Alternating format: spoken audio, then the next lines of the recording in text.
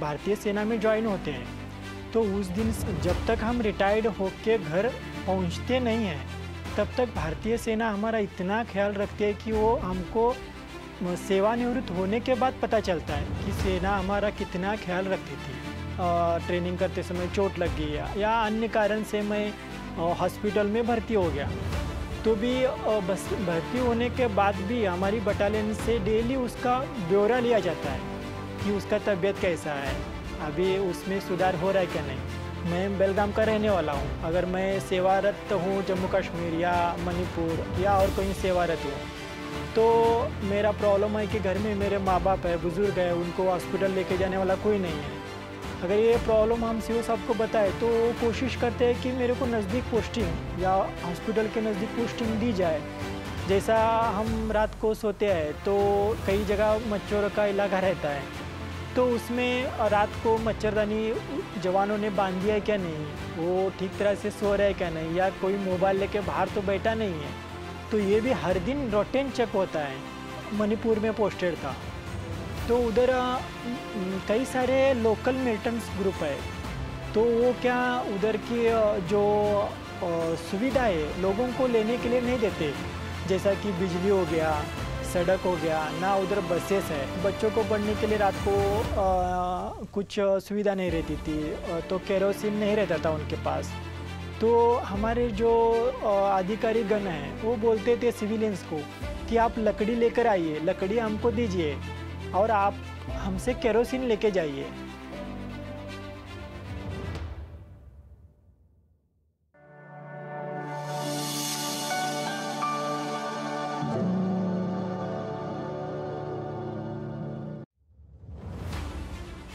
हमारी भारतीय सेना हमारी आकांक्षाओं का प्रतीक।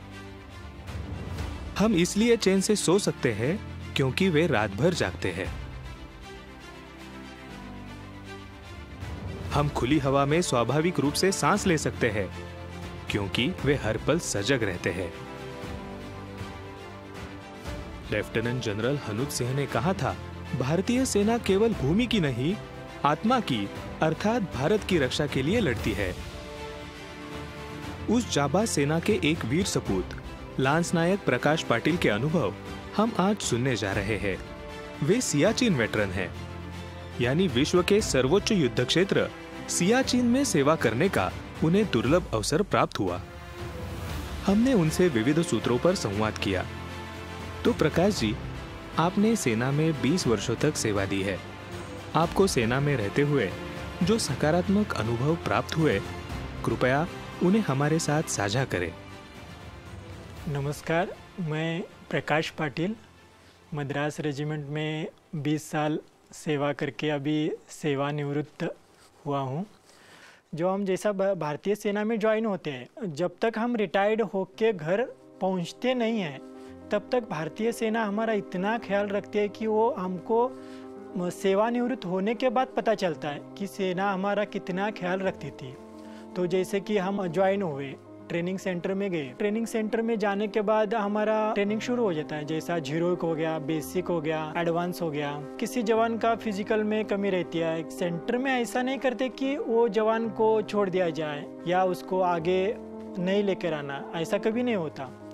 कोशिश यही रहता है कि उसको एक्स्ट्रा क्लासेस कैसे दिए जाए, उसको हम कैसा आगे ले सकते हैं। तो उसके मन को सकारात्मक स्थिति में लेकर आके उसको अच्छी तरह से प्रैक्टिस देके उसको क्या ट्रेनिंग पास किया जाता है। और उसको जब तक पास करके अपने बटालियन में जो वैकेंसी के अनुसार बटालियन हमको मिलती है, उस बटालियन में जाने तक सेंटर बहुत ख्याल रखता है। तो छुट्टी आते समय भी हमको ये बताते रहते हैं, हिदायतें देते हैं कि आप मतलब बाहर का मत खाइए। तो इसमें क्या हुआ है कि कई सैनिकों को उसमें जो नशीली दवाई देके उनका सामान हड़प करना, तो ऐसा मतलब उसको एक बच्चे की तरह समझाते हैं कि आप छुट्टी जाते समय ये ख्याल रखना, अपना आइडेंटिटी कार्ड संभाल के रखना। फिर उसके बाद हम जब भी कोई इवेंट करते हैं या ट्रेनिंग करते हैं, उस समय हमको कुछ हो गया, ट्रेनिंग करते समय चोट लग गई या अन्य कारण से मैं हॉस्पिटल में भर्ती हो गया, तो भी बस भर्ती होने के बाद भी हमारी बटालियन से डेली उसका ब्यौरा लिया जाता है कि उसका तबीयत कैसा है, अभी उसमें सुधार हो रहा है क्या नहीं।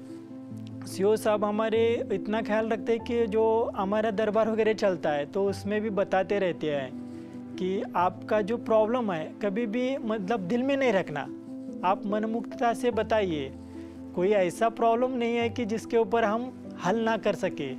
मैं बेलगाम का रहने वाला हूँ, अगर मैं सेवारत हूँ जम्मू कश्मीर या मणिपुर या और कहीं सेवारत हूँ तो मेरा प्रॉब्लम है कि घर में मेरे माँ बाप है, बुज़ुर्ग है, उनको हॉस्पिटल लेके जाने वाला कोई नहीं है। अगर ये प्रॉब्लम हम सीओ साहब को बताए तो वो कोशिश करते हैं कि मेरे को नज़दीक पोस्टिंग या हॉस्पिटल के नज़दीक पोस्टिंग दी जाए या उधर वो जाके अपना प्रॉब्लम सॉल्व कर सके। तो ये भी बहुत ख्याल रखा जाता है। उनका एम यही रहता है कि मेरा जवान स्वस्थ रहे, अच्छा रहे, खुश रहे, उसका मनस्थिति अच्छा रहे और वो अपना योगदान जो देश के लिए, राष्ट्र के लिए, अपनी बटालियन के लिए, अपना रेजिमेंट के लिए वो अच्छा से दे सके, यही कोशिश रहती है। जैसा हम रात को सोते हैं तो कई जगह मच्छरों का इलाका रहता है, तो उसमें रात को मच्छरदानी जवानों ने बांध दिया है क्या नहीं, वो ठीक तरह से सो रहे हैं क्या नहीं, या कोई मोबाइल लेके बाहर तो बैठा नहीं है। तो ये भी हर दिन रूटीन चेक होता है। तो सेना में और एक बहुत अच्छी बात रहती है कि वो जाने के बाद रीसेटलमेंट कैसा हो सकता है, ये भी ख्याल रखा जाता है। अगर हम रिटायरमेंट का 2 साल पहले हमको ये बताया जाता है कि आप रीसेटलमेंट कोर्स कीजिए, जैसा मेरा कंप्यूटर के बारे में नॉलेज है, या मैं फायर फाइटिंग करना चाहता हूँ या बैंकिंग कोर्स करना चाहता हूँ, तो भी वो कम पैसों में हमको सेंटर में सिखाया जाता है, उसका ट्रेनिंग दिया जाता है। तो इतना सेना एक जवान का ख्याल रखती है। देश सेवा करते हुए सेना में आपने देशभक्ति को कैसे अनुभव किया? ऐसी कोई विशेष घटनाएं हो तो कृपया उन पर प्रकाश डालें।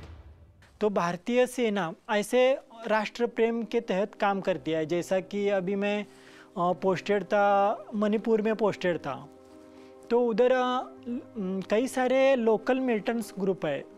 तो वो क्या उधर की जो सुविधाएं लोगों को लेने के लिए नहीं देते, जैसा कि बिजली हो गया, सड़क हो गया, ना उधर बसेस है। बच्चों को पढ़ने के लिए रात को कुछ सुविधा नहीं रहती थी, तो केरोसिन नहीं रहता था उनके पास। तो हमारे जो अधिकारी गण हैं वो बोलते थे सिविलियंस को कि आप लकड़ी लेकर आइए, लकड़ी हमको दीजिए और आप हमसे केरोसिन लेके जाइए, तो बच्चों को पढ़ने के लिए आसान हो जाएगा, आपको कुछ खाना बनाने के लिए काम आ जाएगा। तो ऐसा हम लोगों की कैसे उधर हेल्प कर सकते थे। या अन्य जो मणिपुर के साइड है, बच्चों को सीखने को नहीं मिलता, कंप्यूटर बोल के उनको क्या चीज़ है वो पता नहीं रहता था। तो भी हमारे जो सीओ साहब ने उधर व्यवस्था की थी कि ज़्यादा से ज़्यादा बच्चों को कैसे सिखाया, हम कंप्यूटर वगैरह कैसा सिखाया जा सके। तो उधर कई बच्चे सीखने को आते थे कंप्यूटर वगैरह, तो भी सुविधा हमारे सीओ साहब ने उधर अवेलेबल करके दी थी। और जैसा कि अभी मैं लेटेस्ट चेन्नई में पोस्टेड था, तो उधर बाढ़ आया था, बाढ़ में कई लोग फंसे थे, तो कई हज़ार लोगों को सेना ने उधर मदद की थी। जैसा मैं भी उसमें शामिल था। कई जगह पर 8 फीट पानी था, कई जगह पर 10 फीट पानी था, और वो जो ड्रेनेज का पानी वगैरह पूरा उसमें मिक्स था। लेकिन फिर भी हमारे जवान उसमें जाके लोगों को कंधों के ऊपर उठा के लेकर आना, या स्ट्रक्चर रहता है उसमें लेकर आना, या चेयर रहता है चेयर के ऊपर बिठा के लेकर आना, तो ऐसे कई लोगों को मदद की, हज़ारों लोगों को मदद की थी। तो वो भी दिन रात लगे रहते थे कि ऐसा नहीं कि वो 10 बजे के सुबह 10 होने के बाद ही जाएंगे हम, या रात को 8 बजे तक ही करेंगे, ऐसा नहीं। जैसा हमको खबर मिला कि इधर लोग फंसे हुए हैं, उनको मदद की ज़रूरत है, तो उसी समय हमारा टोली जाता था।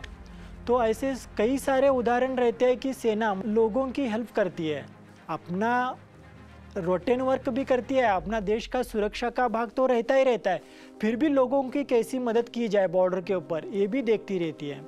जैसा अभी मैं जम्मू कश्मीर सियाचिन में पोस्टेड था, उधर चांगला टॉप बोल के है, चांगला टॉप, जैसा पेंगोंग झील है उस तरफ कई टूरिस्ट आते रहते हैं।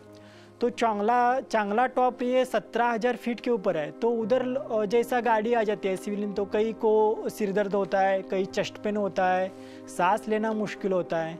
तो उधर भी भारतीय सेना के तहत एक एनए को रखा जाता है, नर्सिंग असिस्टेंट को, और कुछ उधर उनका मेडिकल इश्यूज होता है तो भी उनको हम उसको कैसे मदद कर सकते हैं ये भी देखा जाता है।